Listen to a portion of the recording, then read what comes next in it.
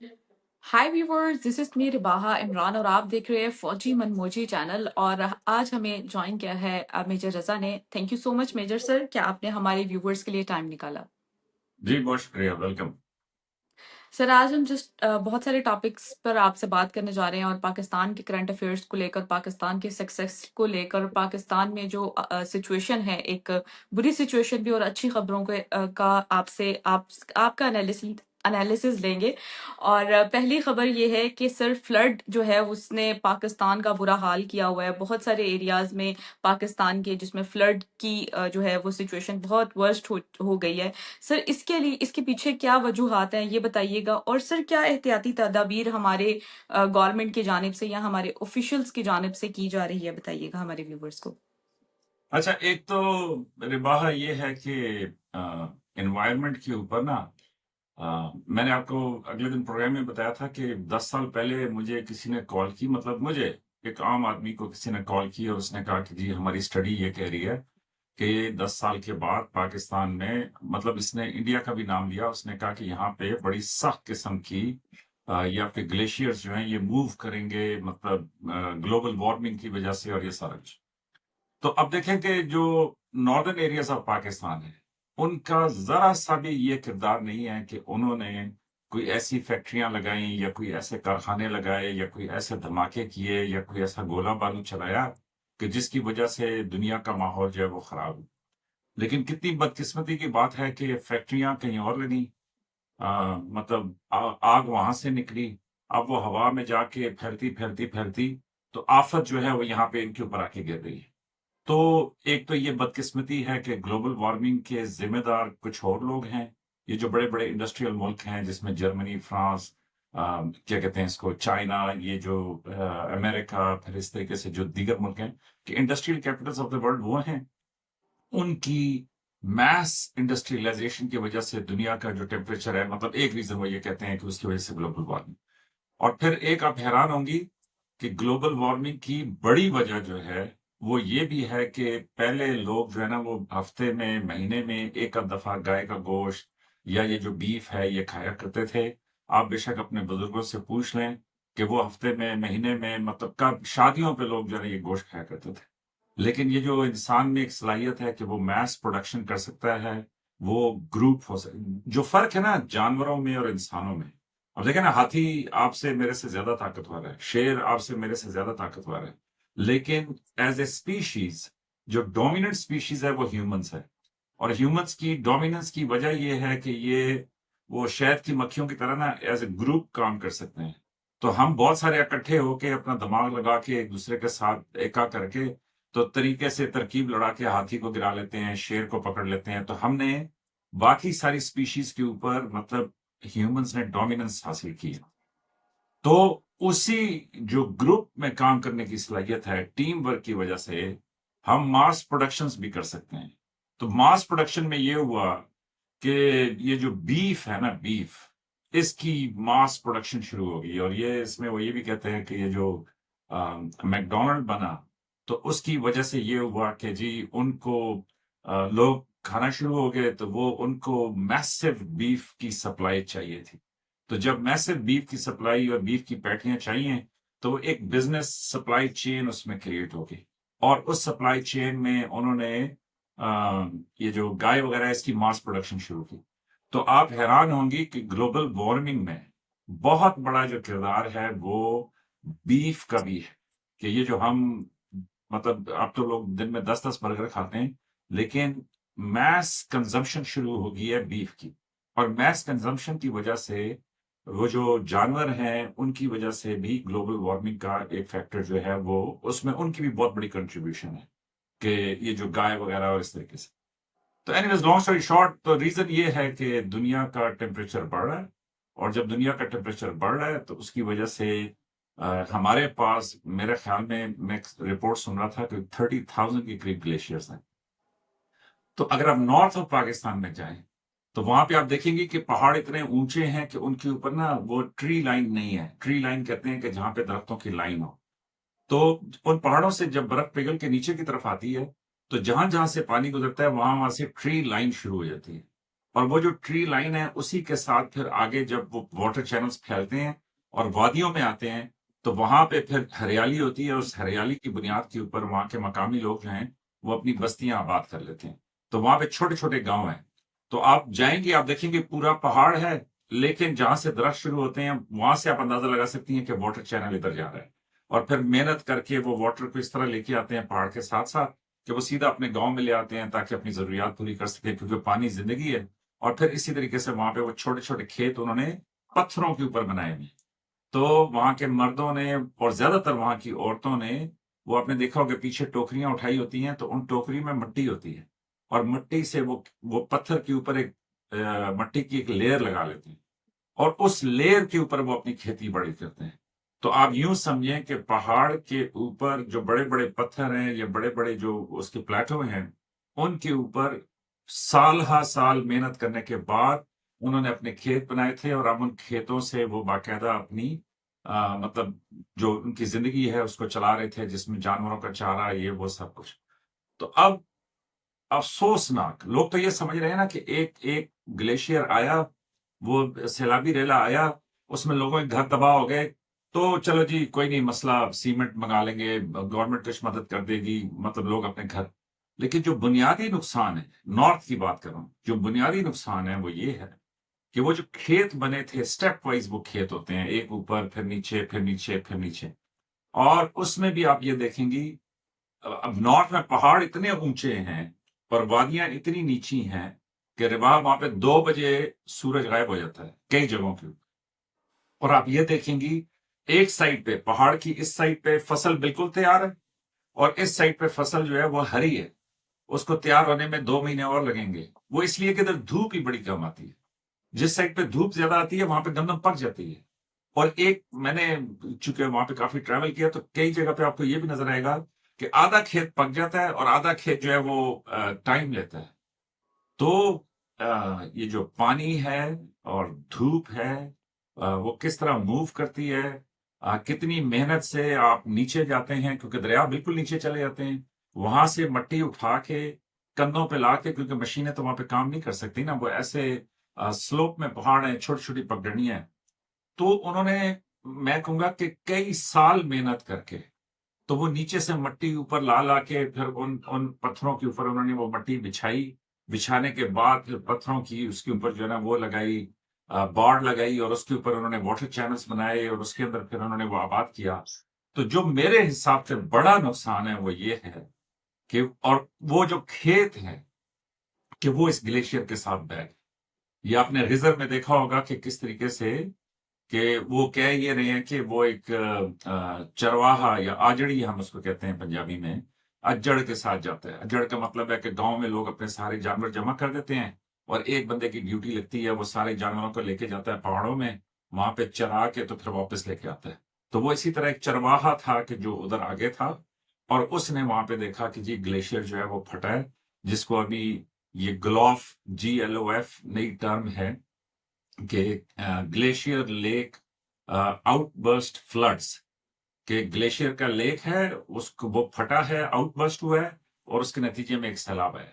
تو اس نے وہ وہاں پہ دیکھا، اور پھر وہ وہاں سے بھاگتا ہوا آیا، اس نے اپنا یہ اگلی چوٹی کراس کی، اور اس کے بعد اس نے گاؤں والوں کو اطلاع دی کہ پیچھے جو ہوا ہے، جو میں نے اپنی آنکھوں سے دیکھا ہے، اس کی بنیاد کے اوپر میں یہ سمجھتا ہوں کہ بھئی تھوڑی دیر کے بعد یہاں پہ ایک بہت بھیانک قسم کا جو ہے وہ سیلاب آنے والا، تو لوگ جو ہے بھی گھر خالی کر دیں۔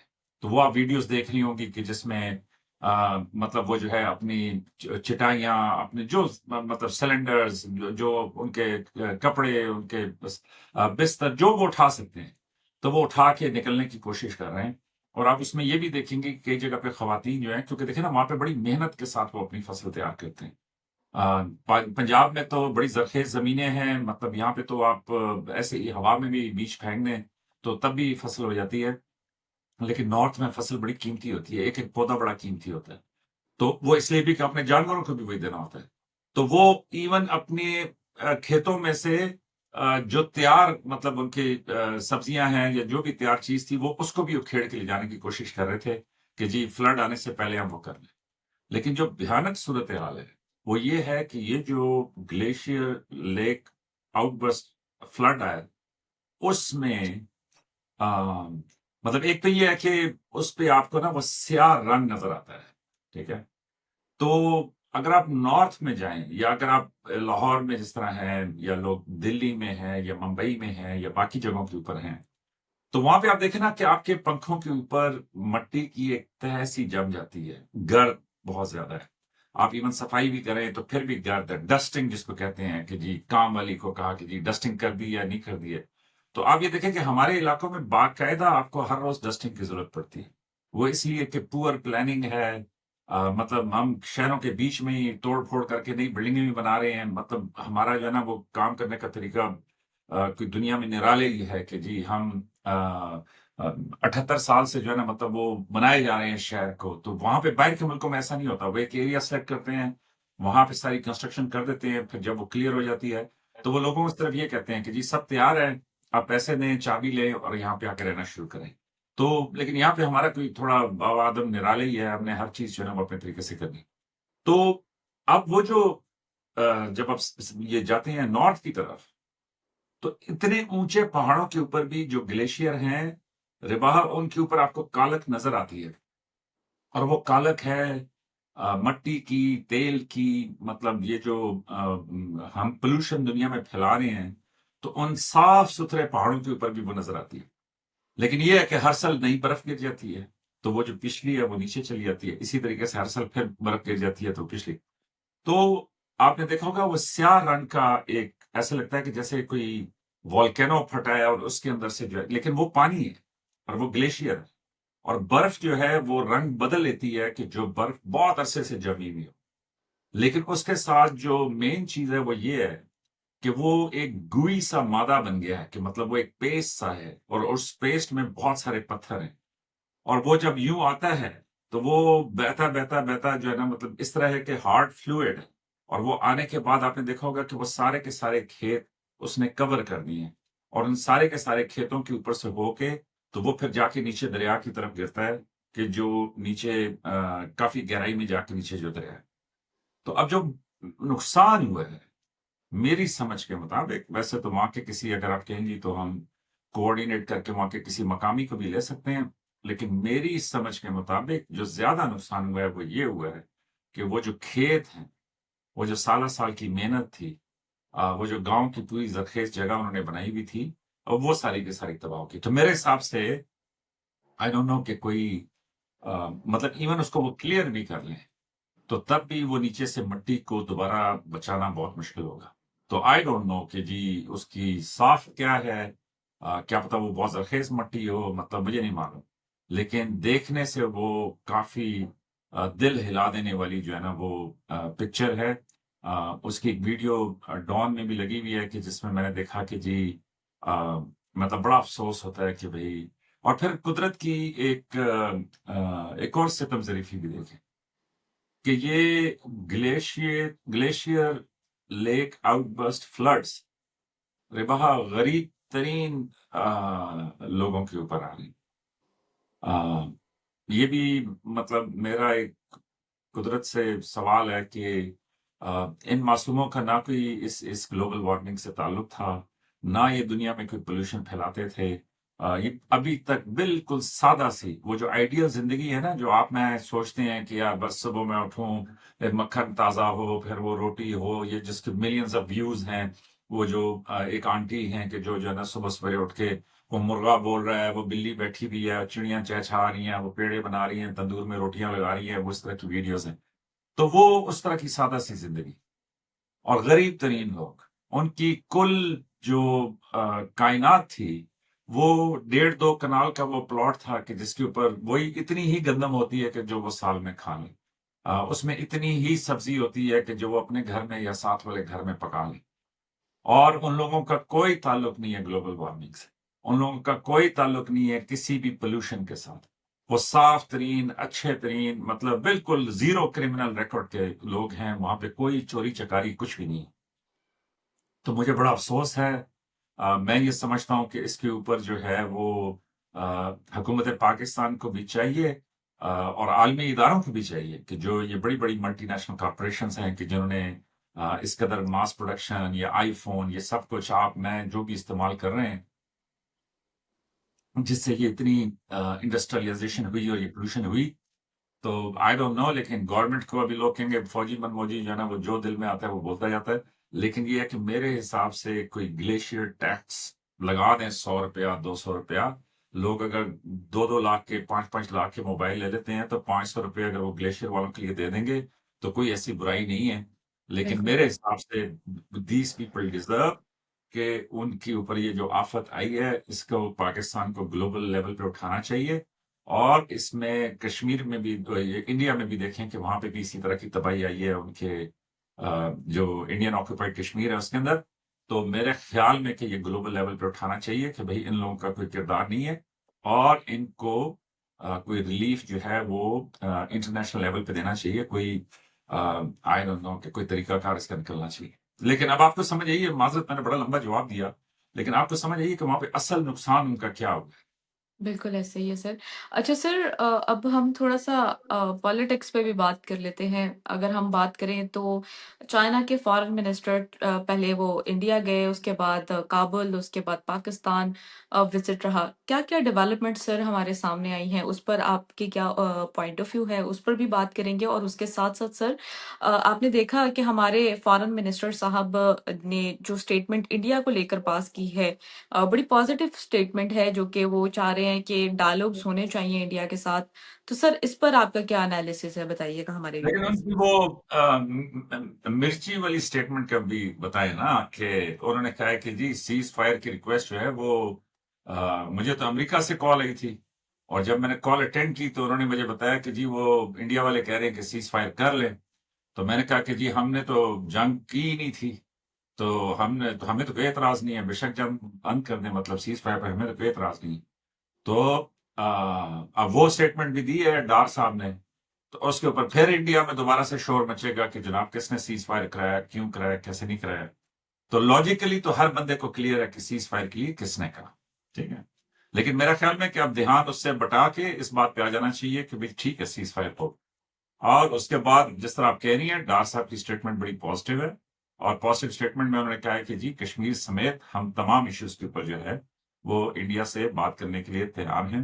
اور یہ پاکستان نے پہلے بھی کہا تھا، پہلگام پہ بھی، پہلگام کے بعد بھی، اور اس کے آپریشن سندور، بنیان المرصوص، اور یہ جو مارکہ حق ہے، سب کے اندر پاکستان کا یہ موقف ہے کہ جی بات چیت سے ہم نے کبھی انکار نہیں کیا. ہاں، اب انڈینز جو تھوڑا سا اس کو ٹویسٹ دیتے ہیں، وہ ٹویسٹ یہ دیتے ہیں کہ جی پاکستان منتیں کر رہا ہے کہ جی بات چیت کرو.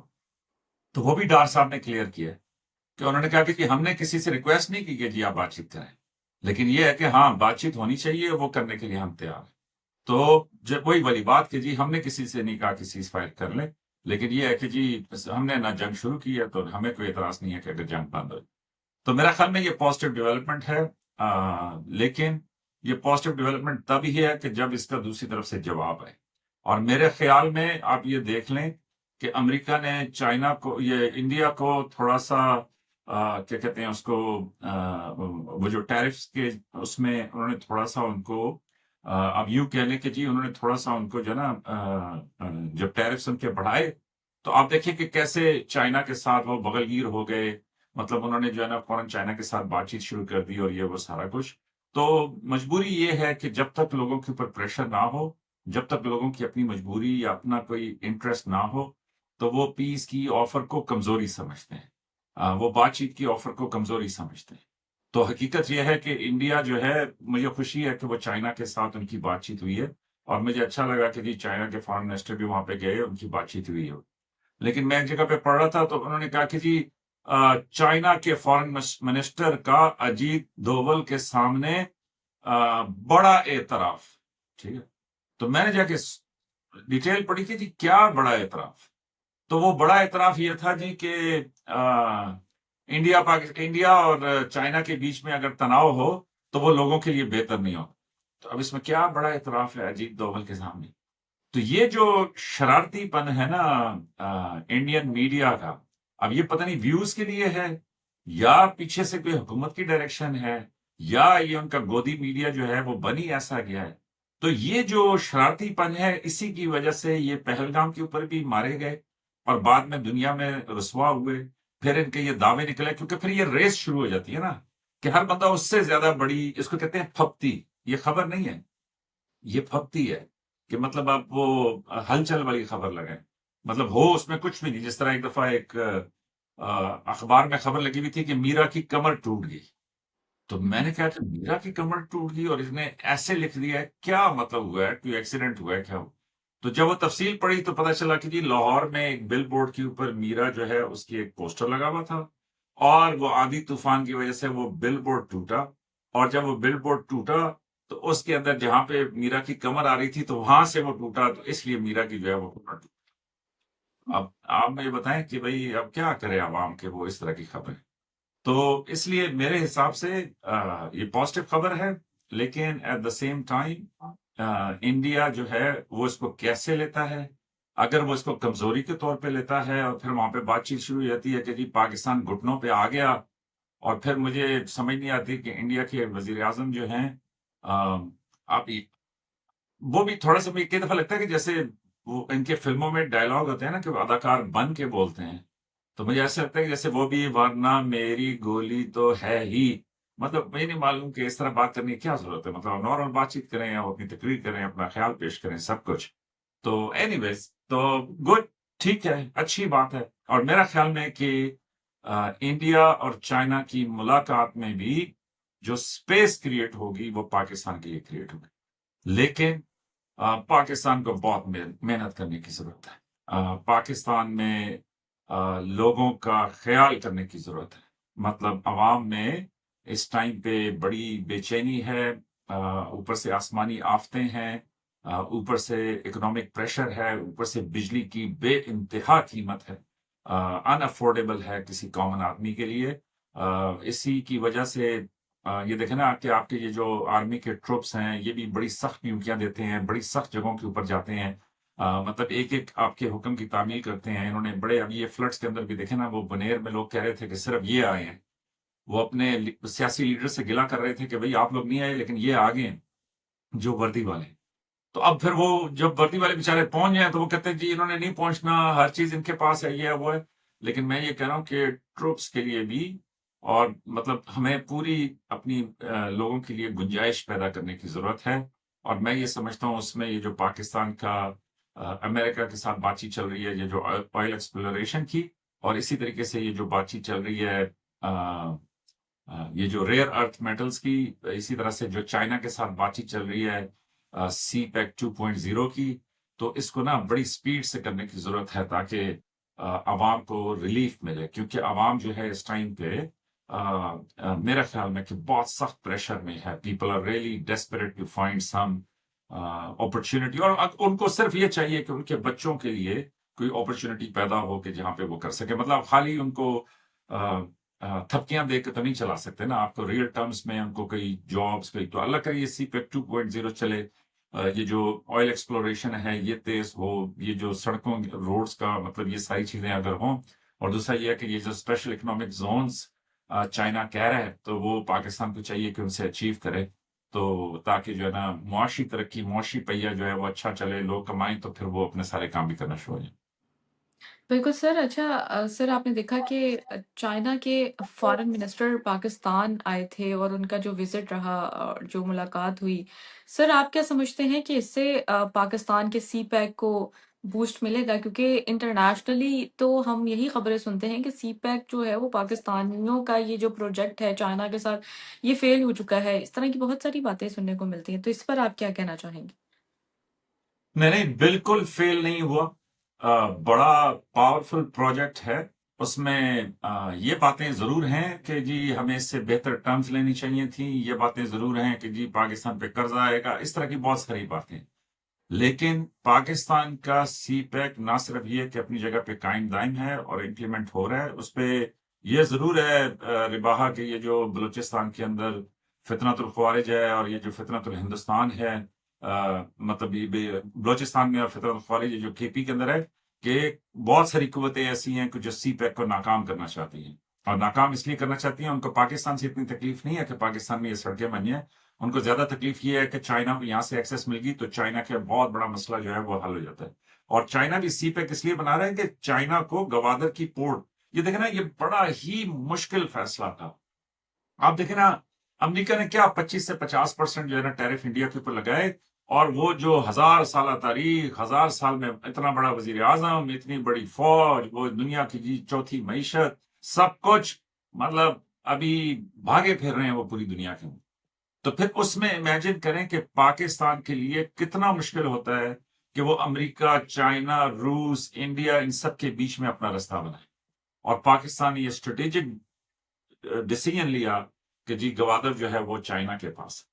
تو امریکہ نے بھی پوری کوشش کی کہ پاکستان سے گوادر لے، لیکن بھارت پاکستان نے اپنی انٹرسٹ میں ذرا بچتے بچاتے یہ فیصلہ کیا کہ جی چائنا کے ساتھ ہمیں اس پہ ہاتھ ملانا چاہیے، اور پھر یہ جو سی پیک کا پورا رستہ.